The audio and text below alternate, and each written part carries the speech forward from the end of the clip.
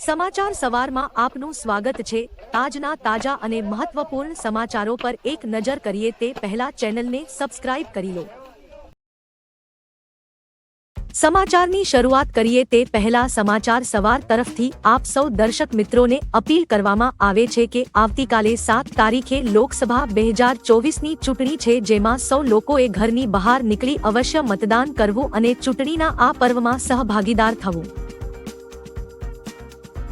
ભાજપે ફરી રૂપાલાને માફ કરવા કહ્યું। પ્રચાર પડઘમ શાંત થાય તે પહેલા ગુજરાત ભાજપના ક્ષત્રિય સમાજના નેતાઓએ સંયુક્ત નિવેદન જારી કરી પરસોત્તમ રૂપાલાને માફ કરવા કહ્યું છે। નિવેદન બાદ આઘાત અમને પણ લાગ્યો હતો। લાગણીને ધ્યાને રાખી પરસોત્તમ રૂપાલાએ એકથી વધુ વખત દિલથી માફી માંગી। તેમણે એમ પણ કહ્યું કે ભૂલ મેં કરી છે તો સજા પીએમ મોદીને શા માટે? રાષ્ટ્રહિત ખાતે સમાજે ઉદારતા દાખવી ક્ષત્રિય ધર્મને સાર્થક કરી ગૌરવશાળી પરંપરાને ઉજાગર કરવી જોઈએ। મતદાનના દિવસે રાજ્યમાં પડી શકે છે આકરી ગરમી। આગામી 5 દિવસ આ જિલ્લામાં હીટવેવની આગાહી। ગુજરાતમાં આગામી 5 દિવસ દરમિયાન આકરો તાપ અને અકળાવી દે તેવી ગરમી પડવાની શક્યતા છે। 7મી મેના રોજ રાજ્યમાં લોકસભાની ચૂંટણી માટે 26 લોકસભા બેઠકો પર મતદાન પ્રક્રિયા હાથ ધરવામાં આવનારી છે, જે દરમિયાન પણ ગરમીનો પારો અમદાવાદ સહિતના શહેરોમાં ઊંચો રહેવાની શક્યતા હવામાન વિભાગ દ્વારા વ્યક્ત કરવામાં આવી છે। ખાસ કરીને સુરત, ભાવનગર અને પોરબંદરમાં હીટવેવની શક્યતા છે, જ્યારે રાજ્યના દરિયાઈ કાંઠાના વિસ્તારોમાં ગરમ અને ભેજવાળું હવામાન રહી શકે છે।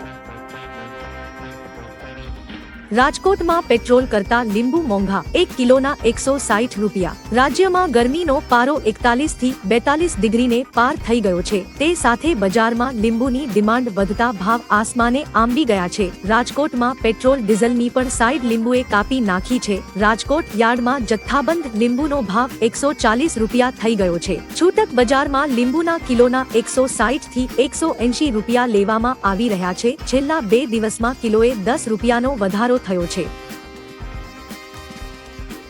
રાજીવ ગાંધી લોકોની સિમ્પથી મેળવી ચૂંટણી જીત્યા હતા, જ્યારે મોદીએ વિકાસના આધારે સરકાર બનાવી। લોકસભા ચૂંટણી 2024 માટે ગુજરાતમાં પ્રચારનો ગઈકાલે અંતિમ દિવસ હતો, ત્યારે ગઈકાલે ભાજપ પ્રદેશ અધ્યક્ષ CR પાટીલનું એક નિવેદન સામે આવ્યું છે। તેમાં તેમણે કહ્યું છે કે પીએમ ઇન્દિરા ગાંધીની હત્યા બાદ થયેલા ઇલેક્શનમાં રાજીવ ગાંધીને લોકોની સિમ્પથી મળી હતી, પરંતુ પીએમ મોદીના નેતૃત્વમાં કોઈ પણ સિમ્પથીના વેવ વગર વિકાસના કામોના આધારે ગુજરાત વિકાસનો મોડેલ લઈને 2 વાર નરેન્દ્ર મોદીએ સરકાર બનાવી છે।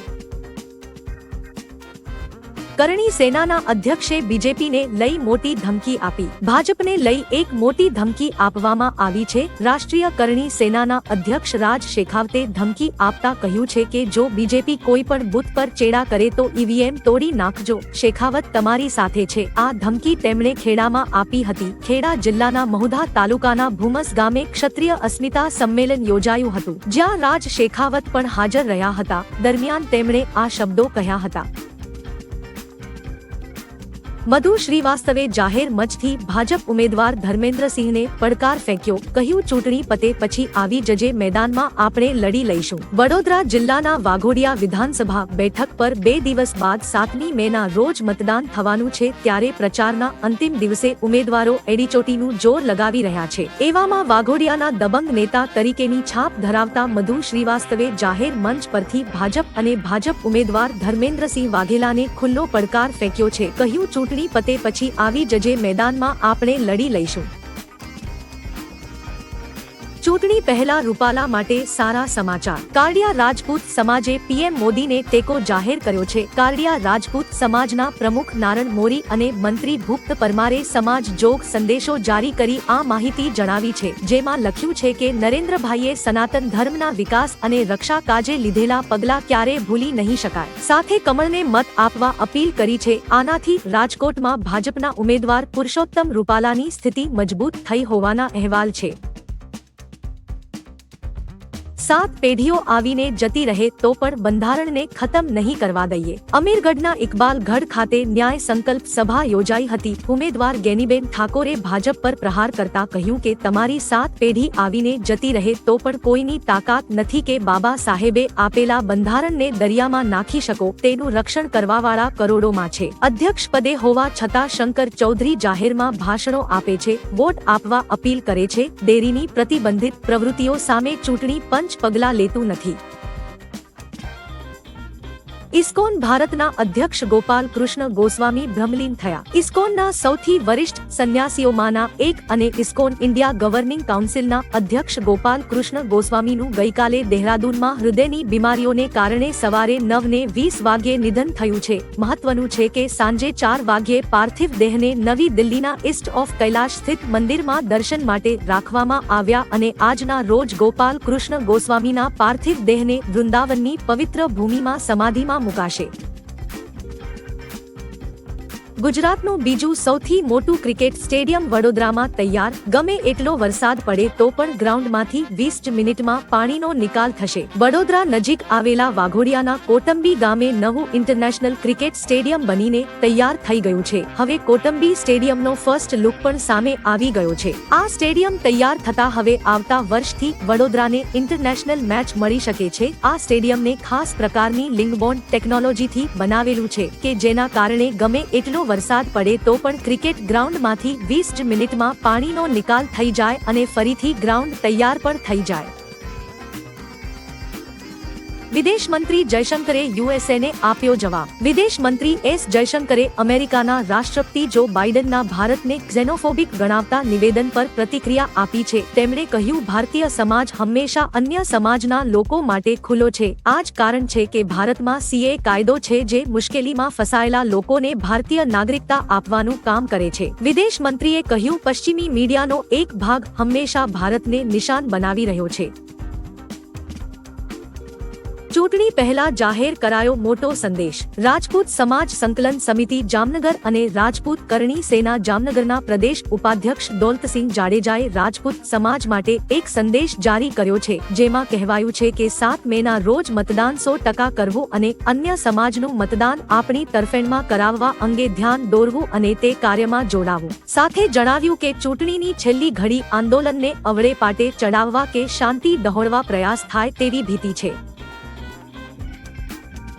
ચૂંટણી પહેલા ખરાબ સમાચાર। ચૂંટણી પહેલા ગુજરાતીઓ માટે ખરાબ સમાચાર છે। સિંગતેલના ડબ્બાના ભાવમાં 10 રૂપિયાનો વધારો થયો છે। 15 કિલો ડબ્બાની કિંમત 2565 થઈ ગઈ છે। મગફળીની આવક ઘટી છે, તેથી આ પરિસ્થિતિ જોવા મળી રહી છે। જણાવી દઈએ કે રાજકોટના તેલ બજારમાં સિંગતેલમાં 10 રૂપિયાનો વધારો થયો છે। હજુ એક અઠવાડિયા સુધી સિંગતેલના ભાવમાં વધઘટ થઈ શકે છે।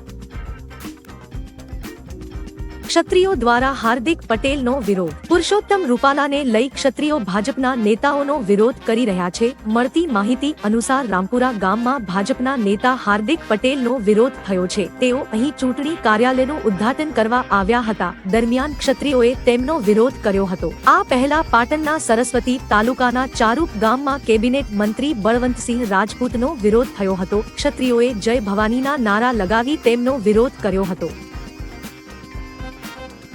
કેજરી બાદ હવે ઉદ્ધવ ઠાકરે જેલમાં જશે। ભાજપના વરિષ્ઠ નેતા નારાયણ રાણેએ એક નિવેદનમાં કહ્યું કે દિલ્હીના સીએમ અરવિંદ કેજરીવાલની ધરપકડ બાદ હવે મહારાષ્ટ્રના પૂર્વ સીએમ ઉદ્ધવ ઠાકરેનો જેલમાં જવાનો વારો છે। ઉદ્ધવ ઠાકરે સામેના ભ્રષ્ટાચારના કેસોનો ઉલ્લેખ કરતા તેમણે કહ્યું કે મની લોન્ડરિંગ કેસ, દિશા સાલિયાન case, Sushant Singh suicide case અને મ્યુનિસિપલ કોર્પોરેશનના ભ્રષ્ટાચાર સહિતના ઘણા મુદ્દા છે। આ મુદ્દાઓ ટૂંક સમયમાં ઠાકરેને જેલમાં મોકલી શકે છે।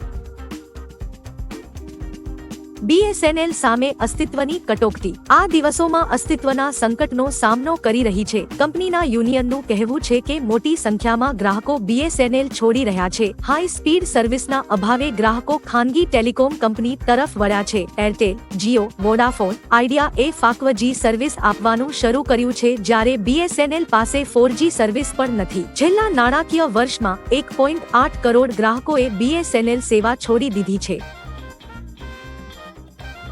કોંગ્રેસી મહિલા એમએલએ ભાજપમાં જોડાયા. એમપીના બીનાથી કોંગ્રેસના ધારાસભ્ય નિર્મલા સપ્રેએ કોંગ્રેસ છોડી કેસરિયા કર્યા છે. તેમણે સીએમ મોહન યાદવની સભા દરમિયાન રાહતગઢ ખાતે ભાજપના સભ્યપદના શપથ લીધા હતા. પછી તેમણે કહ્યું કે અમુક દિવસ પહેલા એમપી કોંગ્રેસ અધ્યક્ષ જીતુ પટવારીએ મહિલાઓના સન્માનમાં ખોટી વાતો કહી હતી, પણ હું અનામત વર્ગની ધારાસભ્ય છું અને એ વાતથી મને ઠેસ લાગી, એટલા માટે મેં ભાજપને પસંદ કર્યું, કેમ કે અહીં મહિલાઓને સન્માન મળે છે.